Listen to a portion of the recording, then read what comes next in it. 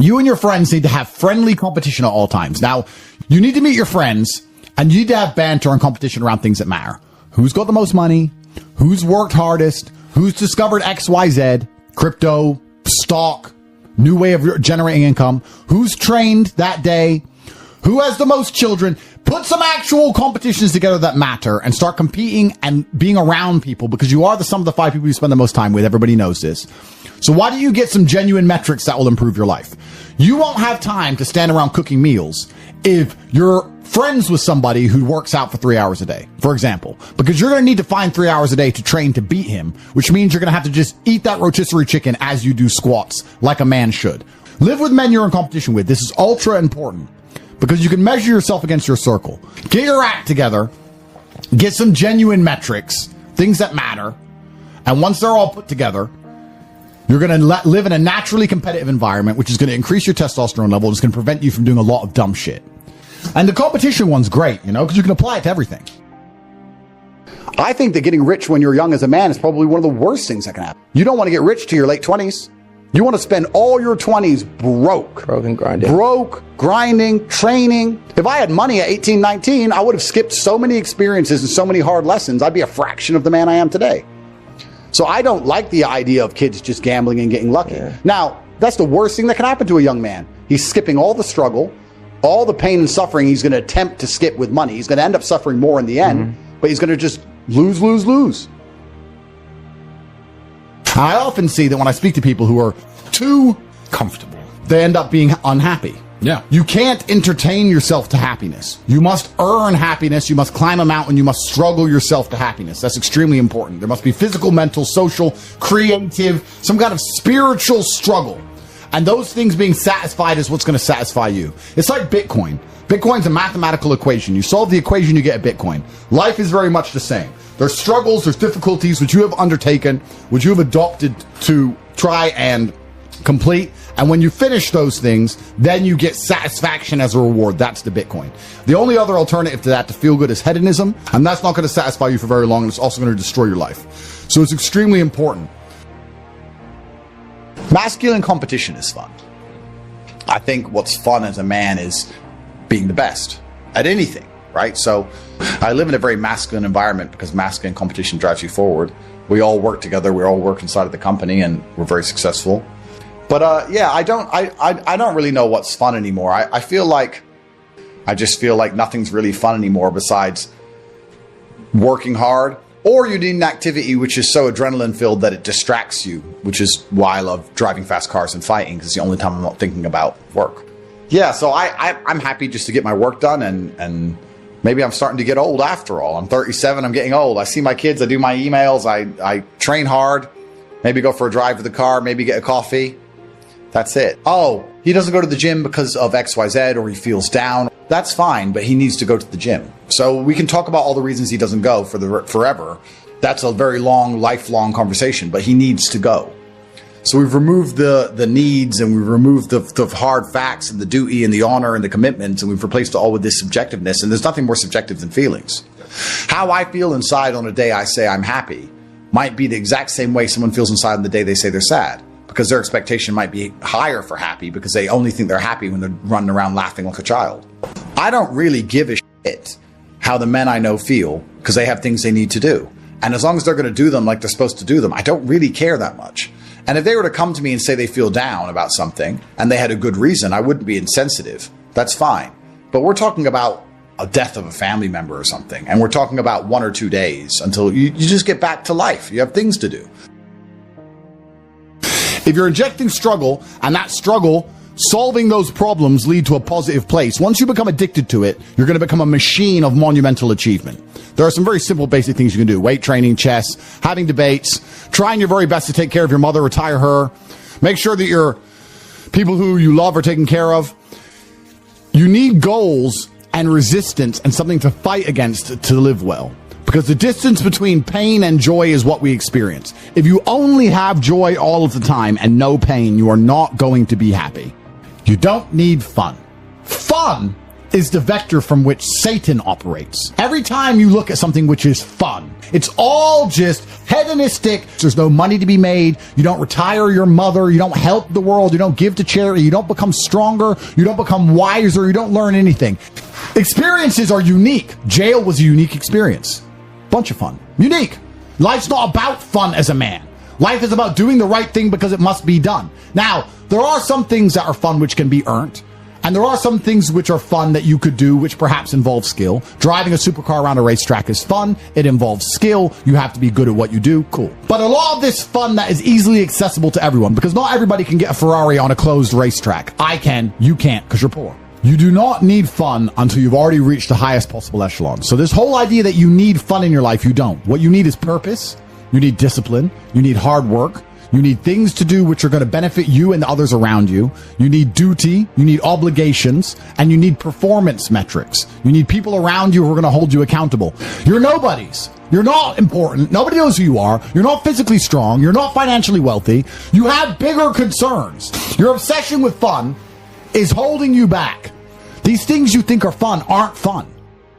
Action solves all things. Time solves all things. God solves all things.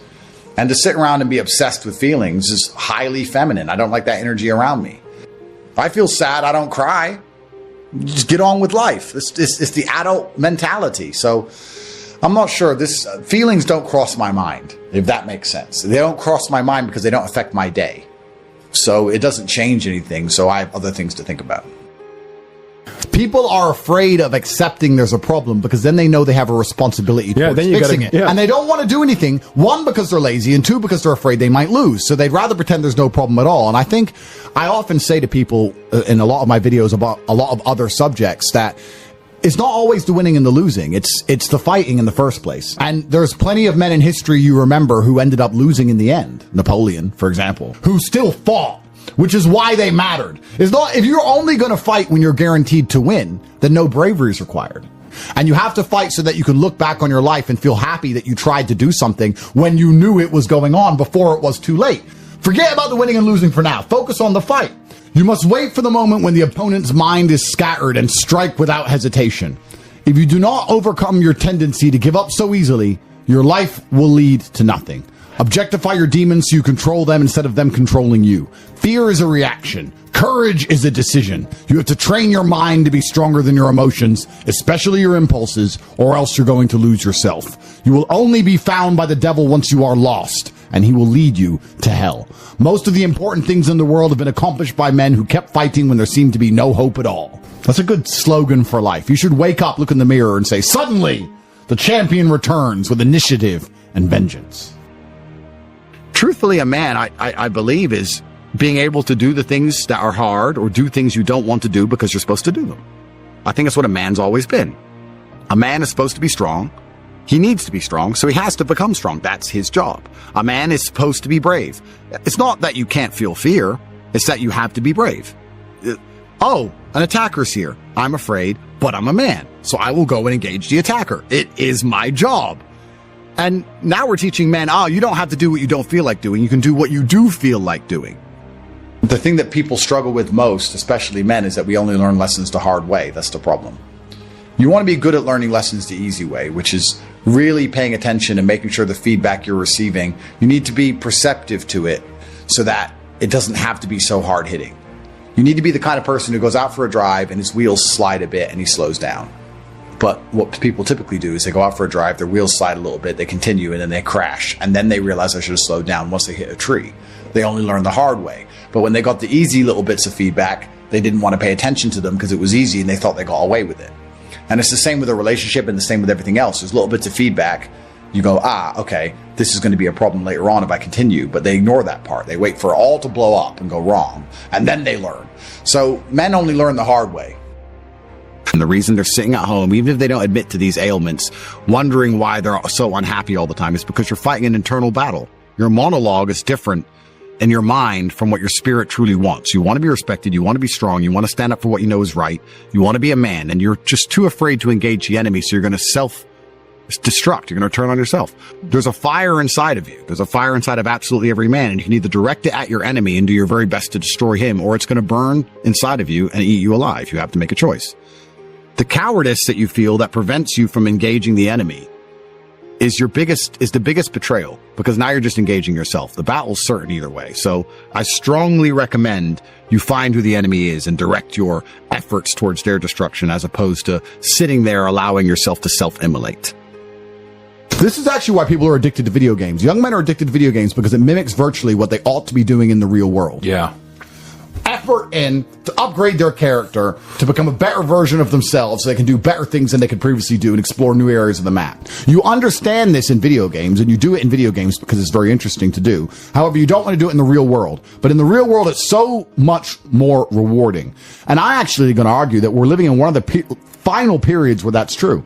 I'd say in a few generations, who you are and who your physical body is may not matter nearly as much. No, but it does matter today. A lot. Exactly. So that's why you should enjoy it while you can. I believe if you lift, stretch, move, improve your body, try and train MMA, learn how to fight, get stronger, get bigger muscles, it's a fast track to self-discipline, which will carry over into all other endeavors. And I would argue that is nearly impossible. In fact, how many people can say the gym saved their life? How many people do you know were depressed, started training, got in fantastic shape, and weren't depressed anymore? It is very easy. The low-hanging fruit is your body and upgrading your body. That is the easiest struggle, which is never going to backfire on you and never going to be a negative towards any other facet of your life. If I say something, I stick to it. I believe that your word is your bond, and you should stick to everything you say. So for me, the simplest life hack is to make sure I never see myself as a liar. If I say something, I'm going to do it. So if I say I'm going to run a marathon, I now have the energy to run the marathon because I don't want to break my word to myself.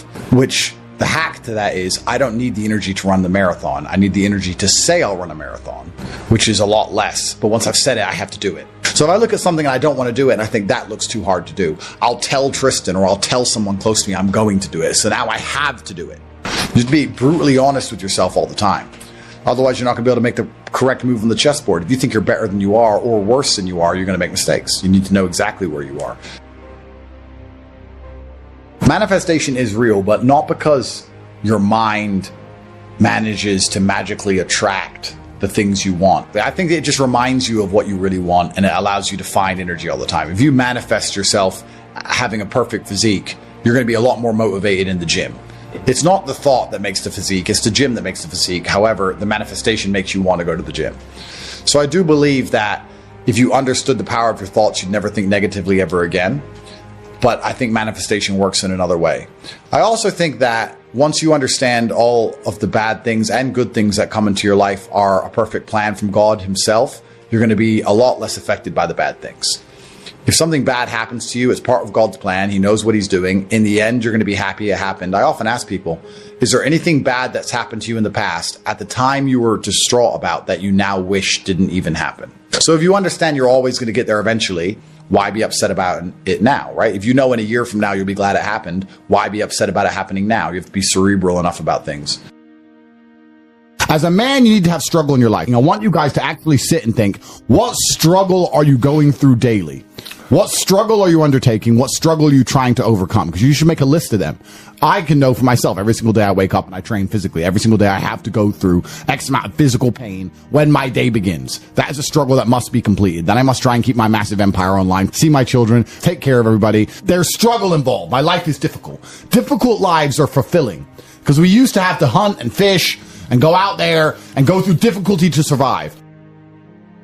And when I look at men who are physical specimens, I think everyone naturally does this, but I'm going to openly say it. I respect them differently than I look at men who aren't. I have a different level of respect for them because they show me they have discipline. They show me they have motivation. They show me they're capable of doing difficult and hard things. Those are the kind of people I trust. They're not afraid of struggle. They're problem solvers. People who train are problem solvers, and you need to become one, and you need to become very, very adept at solving problems pretty quickly. Do you not understand how intimidating that is just when they look at a group of people and they all look like superheroes and they can tell they're all disciplined, all hardworking, all dedicated, all physically strong? The struggle is what's beautiful about it. That's the most important thing. That's what you have to understand. First, you want to become as strong as physically possible. So you want to be as strong as physically possible. Next, you want to try and make as much money as possible. Not even necessarily for the money, although money is extremely important because it allows you to take care of yourself. We talked about this before, but there's the challenge involved, and solving that challenge is going to make you feel more satisfied as a human. Happiness comes from success, and making money is success. You should try and make people around you smile and be happy. You should try and encourage positivity around you. You should be the kind of person that no one can really complain about their struggles around, because they know that you're the person who's going to be like, why are you complaining when you could just simply fix it? So how do you find happiness? Happiness is in struggle. The struggle and the size of the struggle you're facing, along with how important it is and how important you feel it is deep in your heart, is directly correlated to how successful and how happy you're going to feel all of the time. Struggle is extremely important for a man, and you should be looking to inject struggle into your life permanently. For a man, your contentment will come from your purpose, and it will come from your competence, and it will come from succeeding objectives. It will come from completing difficult things that other people cannot complete. It will never come from the easily accessible hedonism, which you have confused for fun. If everybody can do it, you shouldn't want to do it. If everybody can go to that concert, you shouldn't want to go. If everybody can go to that club, you shouldn't want to go. You should only want to do things others can't do. The only fun I have is doing things I know you're not allowed to do. So you need to sit there and go, all right, I'm being asked to do something fun. Who else can do this? And if the answer is everybody, stop. I clear my emails. I've trained hard that day. I've made a couple $1 million. I've checked on all the people I love, all the people I care about. I've donated some money to charity. My children are fed. Their mothers are taken care of. Everything is in order. Everything is in its proper place. That is fun. If you say to me, Andrew, skip a portion of that organization and professionalism so that we can go and do something that everyone else can do, my answer will be no. That does not sound fun to me. And the fact that you think that's fun shows that you have a severe mental deficiency. Okay. Stay away from it. You're only going to find actual fun through purpose. And you're only going to find purpose through exceptionalism. So you need to become the best possible version of yourself in all realms. That's extremely important. The reason you are so unhappy is because you are trying to have fun. You're unhappy because you're trying to have fun instead of trying to become important. They are very different things, and you're never going to feel satisfied in your heart unless you become important. Please imagine, and I don't state this with arrogance, please imagine for a second you're the most Googled man on the planet. And you're a kickboxing world champion, and you have hundreds of millions of dollars, and you're built like a tank. Imagine how you feel when you look in the mirror. Nothing can match that, and nothing can beat that. I think if you take these approaches, if you take the approach of manifesting what you want so you're constantly motivated and understanding all the bad things that happen to you are just a lesson and one day you're going to get over it, it's pretty easy to be a happy, contented, balanced person. I don't think there's any serious magic to happiness. I think it's a choice, and it's pretty easy to do. I think the unhappiest people in the world don't have any struggle at all. You often find that people who are struggling but know exactly what they're supposed to do, if they're getting up every day and they're grinding and they're working hard and they don't have what they want yet, but they believe they're going to get it and they're trying their very best and they're dedicating themselves, they're very happy. Perhaps the people who are born with a trust fund and unlimited money and have no struggles in their life and they have no objectives to try and conquer are truly the miserable ones. Perhaps we're built for struggle. Perhaps the human mind and soul and spirit is built to struggle. Perhaps we're built to suffer. I know me as a man, I'm happiest when I suffer. Why did the emperors we discussed earlier constantly try and expand their empires? Because they wanted to struggle. Yeah. They wanted difficulty. Would you play a video game if it was easy? If you could never die? I mean, cheats get boring pretty quick. You play it because it's hard. That's the whole point of it. You're supposed to struggle with it. You're supposed to suffer with it. So I think a lot of people confuse these things and they sit and say, this is merely making me unhappy. Or, if I woke up and everything was just perfect, that'd be great for a few weeks. But if you just wake up and nothing ever goes wrong, I think that'd be quite depressing in its own way. That's the beauty of life, is the up and the down, because there's no light without dark.